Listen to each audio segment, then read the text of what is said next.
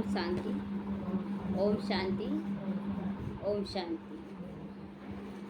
आज बाबा कहता है कि कोई भी काम शुरुआत करने के बाद कभी कभी ऐसा लगता है ना कि ये काम पूरा नहीं कर पाएंगे, और फिर वो काम वहीं पर छोड़ देते हैं अधूरा।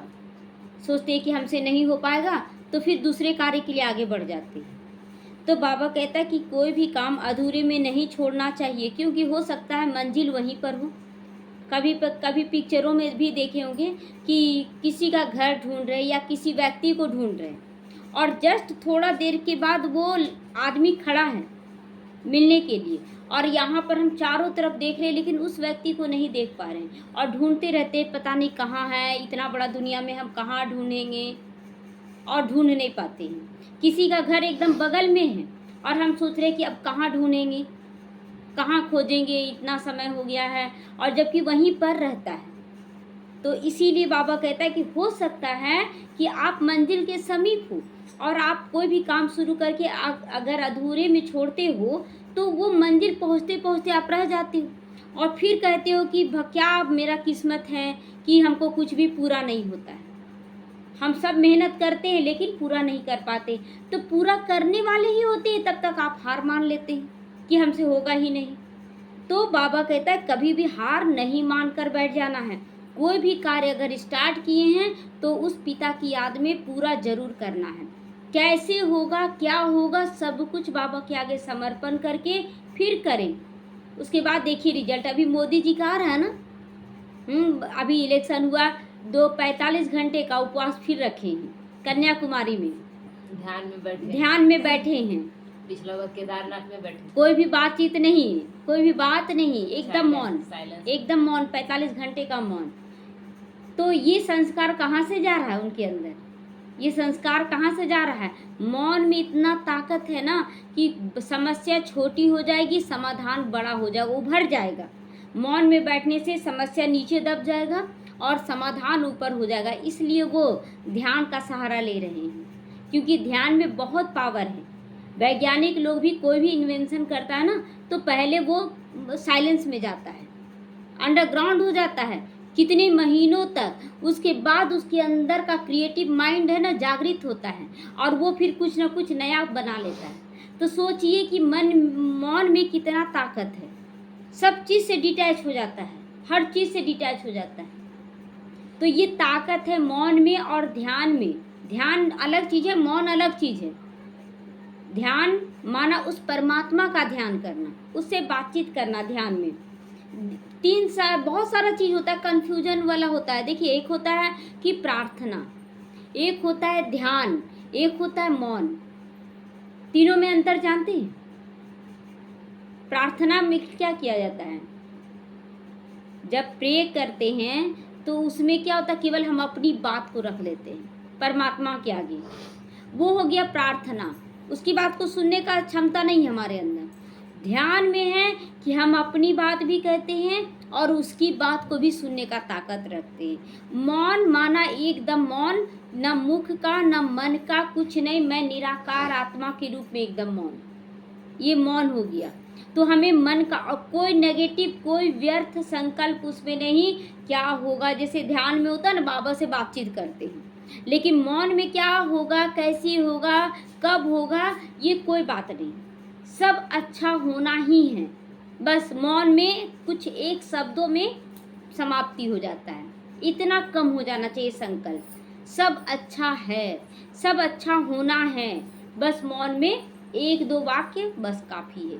संकल्पों की बचत की जाती है मौन में, मौन में संकल्पों की बचत की जाती है। ध्यान में कम से कम संकल्पों में बातचीत की जाती है, और प्रार्थना में केवल अपनी बात की जाती है, तीनों में। तो ये सब समझना है। बाबा कहता है कि जब बच्चे एक दरवाज़ा बंद हो जाए ना, समझ लो अगर तुम ध्यान में हो, मौन में हो, और जो धारणा है वो धारणा में भी बहुत शक्ति होती है, पवित्रता धारणा में। तो जब तुम भगवान के ध्यान में हो, मौन में हो, और धारणा युक्त होकर मौन में हो, धारणा भी कर रहे हैं ना, वो अभी जूस पे रह रहे हैं 45 घंटा, कुछ भी नहीं खाएंगे, अनाज का पूरे तरह से त्याग। तो क्या क्या वो कर रहे हैं, मौन भी कर रहे हैं, ध्यान भी कर रहे हैं और धारणा भी कर रहे हैं। अब सोचिए वो ताकत कितना क्रिएट होगा, कितना ताकत क्रिएट होगा। वो साधारण ताकत नहीं होगा, वो बहुत पावरफुल ताकत होगा जो अपने आप आसुरी संप्रदाय दबेगा और देवी देवताओं का संस्कार जागृत होगा। उसके आगे लोग अपने आप सहयोग के लिए हाथ बढ़ाएंगे। ये उन्हीं के लिए नहीं है, हम सब के लिए, हम सब के लिए। कोई भी कार्य में हम लोगों को अगर ये चीज अंदर में धारणा कर ले कि धारणा, मौन और ध्यान, अगर इस तीन चीज पे ध्यान कर ले, हमारा सफलता निश्चित हुआ पड़ा है। अब इसके लिए ये नहीं कि हम कार्यभार को छोड़ दें, कुछ दिनों के लिए वो कर रहे हैं, लेकिन वो धारणा उनका हमेशा कायम है। कार्य वो अपना कर जारी किया। हाँ, सारा कार्य करे, ऐसा नहीं हम छोड़ छाड़ के ही बैठ जाए, ऐसा नहीं है। वो सारा समेट लिए, उसके बाद 2 दिन का मौन रखे हैं, उसके बाद जब मौन सेटेंगे फिर वो कार्य करना शुरू। तो ऐसा स्थिति सोचिए कि वो अभी तो भक्ति मार्ग में है, तो इसी कुल की आत्मा, लेकिन ये दूसरा जन्म उनका जो है, बोलते ना बाबा की संस्कार ले जाएगा बहुत ऊंचा पद। तो उतना समय तक उनका उधर तपस्या चला शुरू में, और अब उनका प्रत्यक्षता हो रहा है। तो बाबा कहता है जब एक दरवाजा बंद हो जाता है तो दूसरा पावरफुल दरवाजा खुल जाता है। इसीलिए कभी भी हार मानना है, कभी भी हार नहीं मानना है, लेकिन जो आप चुने हैं मंजिल वो सही होना चाहिए, वो सही होना चाहिए। अगर वो मंजिल सही नहीं है तो बाबा वहाँ रोक भी देगा। अगर आप ध्यान और मौन सब कुछ अपना रहे हैं और उसके बाद गलत कार्य के लिए आप सोच रहे हैं कि ये पूरा हो जाए और परमात्मा का ध्यान कर रहे हैं, तो परमात्मा आपको थोड़ा सा उसमें आगे बढ़ा फिर पीछे खींच लेगा, क्योंकि आप उतना बार बार संकल्प करें ना हमको ये मिल जाए, गलत चीज़ मिल जाए, तो अल्पकाल के लिए वो प्राप्ति देगा, लेकिन उसमें भी आपको दुख का फीलिंग देकर फिर उससे खींच लेगा बाबा, उसे बचाएगा बाबा, क्योंकि आप उसका ध्यान करें, वो बचाने के लिए रेडी है। अभी एक बहन गई हुई है वैष्णो देवी, अब वो भक्ति बोलते हैं पूरा नहीं हुआ है तो भक्ति तो करेंगी ना, तो गई वैष्णो देवी।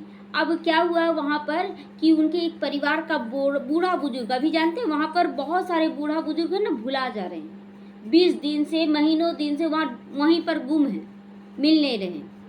तो वैसे ही उनका एक सदस्य जो था, बुजुर्ग थे, उनको घोड़े से भेज दिया गया।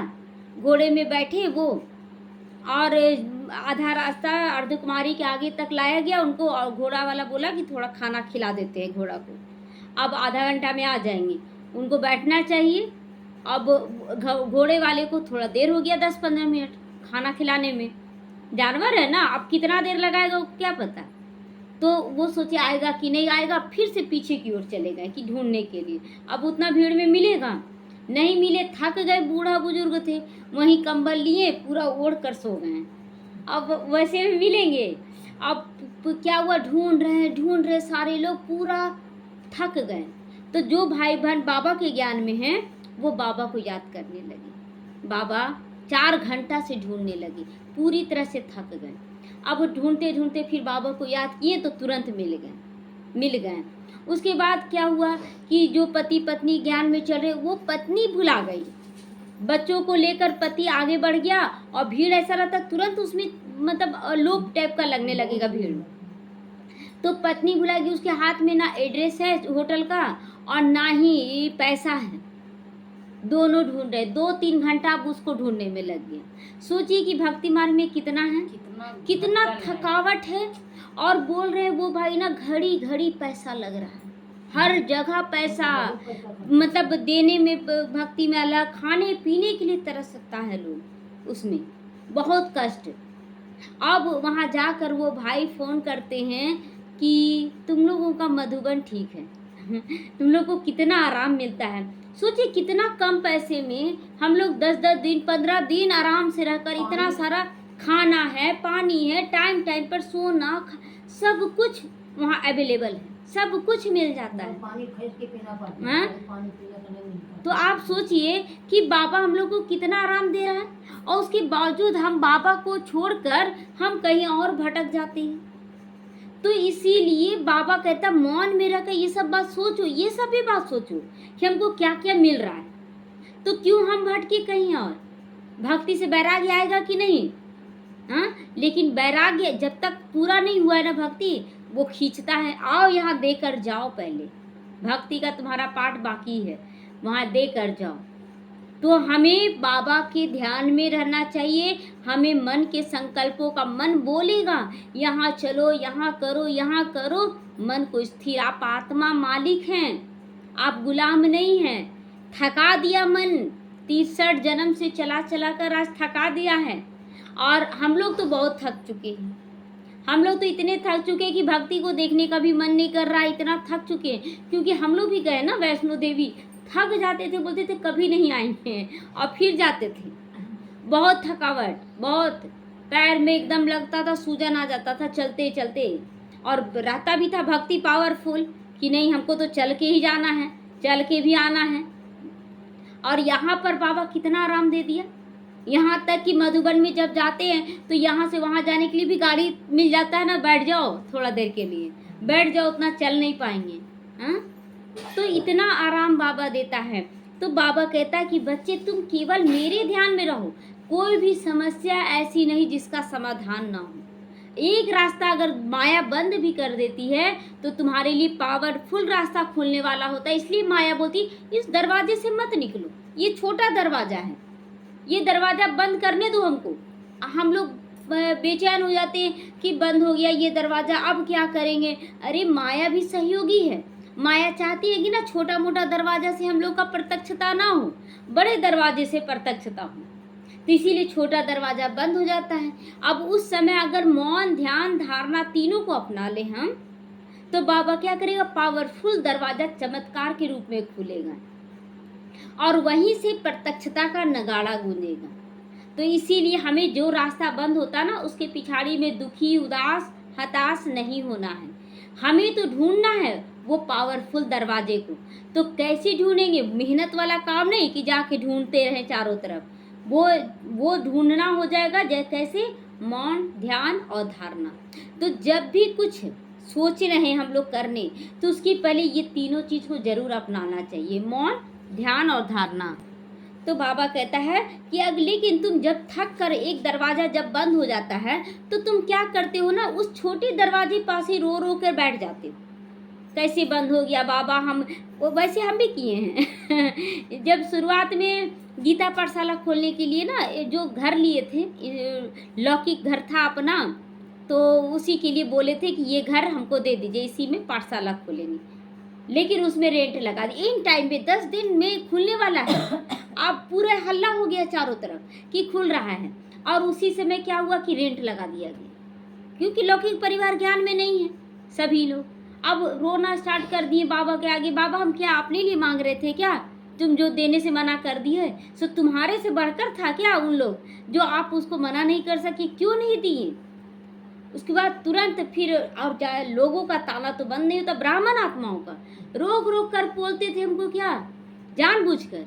आप सोचे थे गीता पाठशाला खुले हैं, खोलेंगे, कब तक खोल रहे हैं, यहाँ तो रेंट लग गया है। हम बोले बाबा का काम है, ये मेरा काम नहीं है। बाबा तुरंत मुंह से बोलवा दिया, ये बाबा का काम है, मेरा काम नहीं है। सो बाबा बोला ना, अभी बच्चे निश्चिंत होके तुम पहले माउंट आबू जाओ। माउंट आबू जाना था, सो तुम माउंट आबू जाओ, उसके बाद उधर से आना ना, तो तुम्हारा ठीक कर देंगे। सो अभी हमको चिंता नहीं करना। सो आप क्यों चिंता करें, मेरा काम है क्या, ये बाबा का काम है। बोले अच्छा 10 दिन के बाद खुलेगा, उधर से आइएगा तब खोलिए। बोले हाँ, रेंट लगा हुआ, सब हंस रहे हैं मेरे पे, पागल हो गई है क्या कि रेंट लग गया, बोलती है कि गीता पढ़, और सही में अंदर में भी चल रहा मेरे कि रेंट लग गया, तो खोलेंगे कहाँ से, घर तो कोई है ही नहीं मेरे पास। और उसके बाद जब माउंट आबू से आए, 19 दिसंबर को आए थे हम, और 10 जनवरी को ओपनिंग हुआ। अब कितना दिन का अंतर हुआ, 19 दिसंबर और 10 जनवरी, कितना दिन हुआ, 11 दिन उधर, 21 दिन है ना। अब घर कुछ भी नहीं, उधर से आए तुरंत 5 दिन तक योग लगाए, सब कुछ जो सामान था अपना घर का काम था सारा साफ सफाई किए, 5 दिन उसमें बीत गया। 21 दिन में 5 दिन और हटा दीजिए, बच गया 15 दिन। 15 दिन बचा। उसके बाद बाबा अचानक टच किया कि देखो बच्ची ये घर खाली हो रहा है, सामने में वहाँ गोदाम था पहले, और उसी समय खाली हुआ था।